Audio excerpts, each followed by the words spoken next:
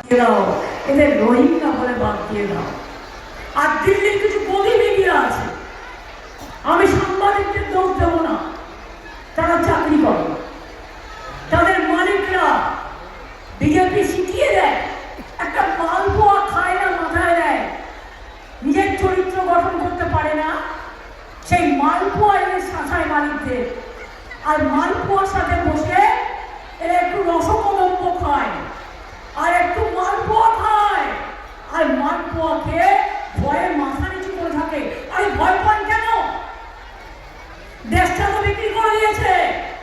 ওই ট্রেন চলছে, ট্রেন ক ঘন্টা লেট, 4 ঘন্টা থেকে 5 ঘন্টার ট্রেন লেট, ভাড়ার পর ভাড়া বাড়ানো, কোনো সুবিধে নেই।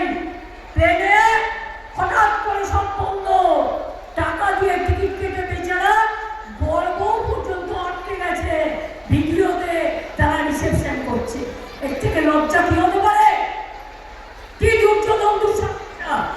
একবার তাকিয়ে দেখেন না, দেশের মানুষ সাফার করছে আর লজ্জা করে না। শুধু ধর্মের নাম করে আমাদের ধর্মকে আপনারা মানেন না, আপনারা নতুন ধর্ম আমদানি করেছেন।